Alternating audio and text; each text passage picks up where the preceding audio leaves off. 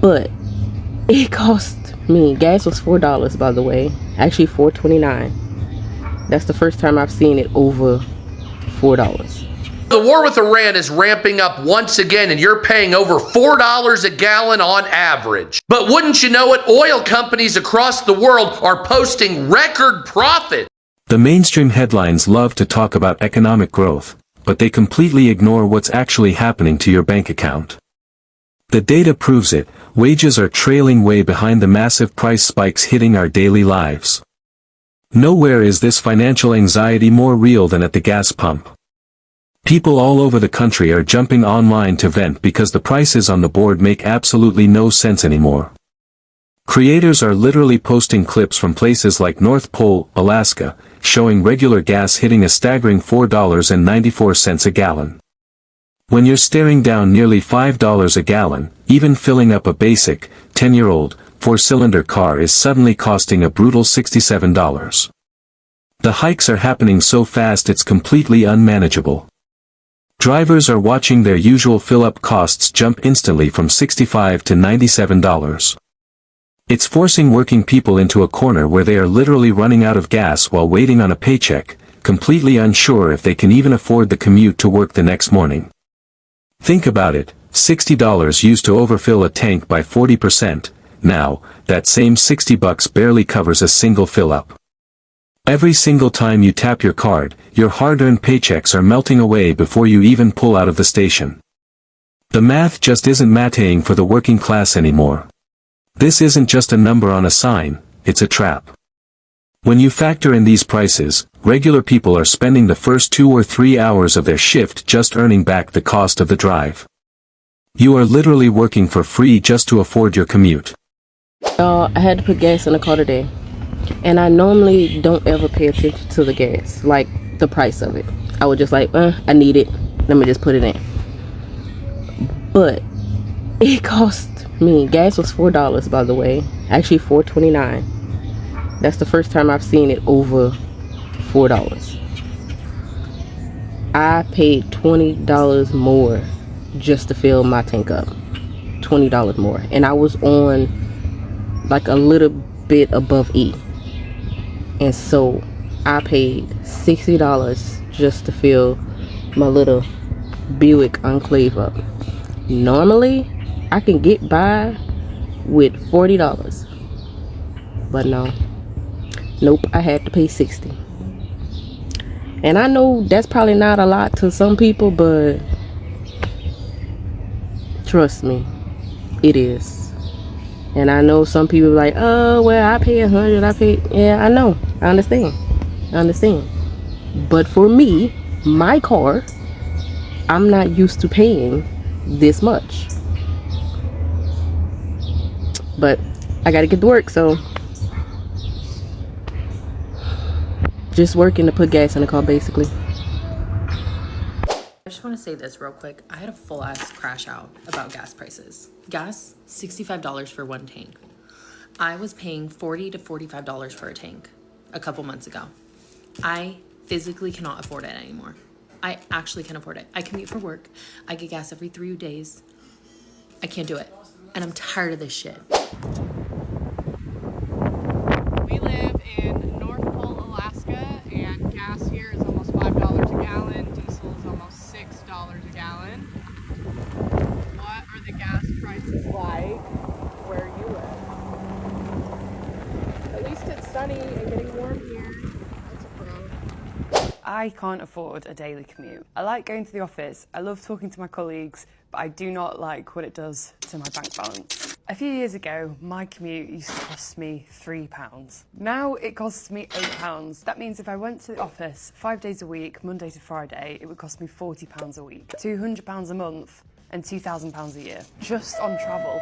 It feels like I leave the house and money just evaporates from my pocket. I would rather spend that money on holidays, clothes, fancy parmesan. Since March 2025 alone, tube and rail fares in London have increased by 4.6%, and you get nothing extra for that, just even more delays and more cancellations. What am I paying for? Travel in London isn't even the most expensive in the country. Nationally, train commuters pay an average £500 a month to get to work. And because of rising house prices, people can't afford to live near their workplaces if they're in the city, so more and more people are moving out.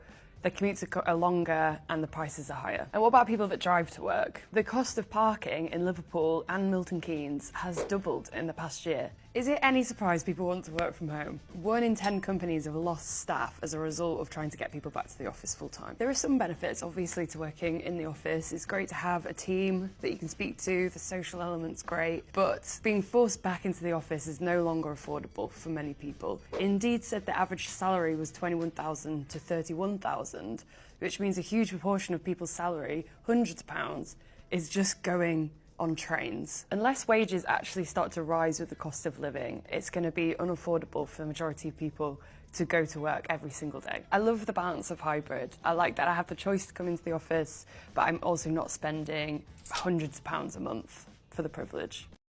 The clips tell the story, and the data on the ground shows it's only getting worse. Look at places like North Pole, Alaska, where regular gas is clearing $4.94, and diesel is sitting heavily at $5.94. Down in California, it gets even uglier. Drivers are jumping into the comments venting about paying $5.80, $6 in Napa, and a staggering $6.39 in Orange County. When you see numbers like that, you realize this isn't just a minor inconvenience, it is a full-blown crisis for the average household budget. People are forced to calculate every single mile they drive, turning routine errands, medical appointments, and driving kids to school into a source of constant stress. And that brings us to the ultimate domino effect that hits your wallet even if you don't drive a single mile. When diesel prices skyrocket to nearly $6, it costs a massive fortune to run the heavy-duty semi-trucks that transport 90% of the goods we consume every day. Shipping and logistics companies simply cannot absorb those staggering fuel costs to stay afloat. They are forced to hike their freight fees and add massive fuel surcharges instantly just to survive, and those corporate expenses get passed directly down the supply chain to the consumer. That is exactly why a basic trip to the supermarket feels like a complete robbery right now. From the milk and eggs in the cooler to the fresh produce on the shelves, every single item had to be driven there on a truck running on expensive diesel. High fuel prices don't just drain your gas tank, they actively drive up the cost of your food, making survival more expensive from every single angle. You are losing money on the drive to work, and you are losing money the second you try to feed your family. While everyday people are forced to cut back on groceries just to keep fuel in their tanks, the mainstream narrative wants you to believe this is just an unavoidable consequence of global supply chain issues. But if you follow the money, the reality looks completely different. This isn't just inflation, it's a massive, coordinated transfer of wealth right out of your pocket. What's up, America? Oil companies and banks post record profits. So the war with Iran is ramping up once again, and you're paying over $4 a gallon on average. But wouldn't you know it, oil companies across the world are posting record profits. That's right, record amounts of price gouging means record profits, and the oil companies are no stranger. That's correct. Even though the United States gets no oil whatsoever from Iran, our prices for gas here in the United States have shot up over $4 a gallon. Now, oil companies are saying it's costing them so much more, but then they post record profits, directly lying to the American people. It's not costing them more, it's costing you more. And it's not just oil companies. Banks like JP Morgan Chase are posting record profits once again. During the middle of one of the largest conflicts since World War II, all of a sudden, oil companies and banks are raking in the cash like gangbusters. The reason that's happening is because they're giving you financial backshots. That's right. They're fucking you for money on purpose. The cost of oil isn't going that high. It's the speculation that's pushing it that high, or price gouging. It's the same with banks. It's not costing you record money to lend your money. You're just gouging people, fucking them for profit. Same with car companies, insurance companies, food manufacturers, and grocery stores. You're just fucking us to have more money. You had enough money, but you want even more because you're a greedy pile of dog shit. And I would say some government needs to do something, but they won't. Oil companies and banks, you would sell your grandmother for $5 fucking. Fuck you. We need to have another energy source and another way of doing business without using banks. I'm not talking about electric vehicles. That's not good enough. We need something better for the world. Oil companies and banks can kiss the fattest, floppiest part of my ass. Hey, I got a question for America. Even though we don't get gas from Iran, no oil or nothing from Iran, gas prices are going up. But when you walk into the auto parts store and buy a quart of oil, it don't go up.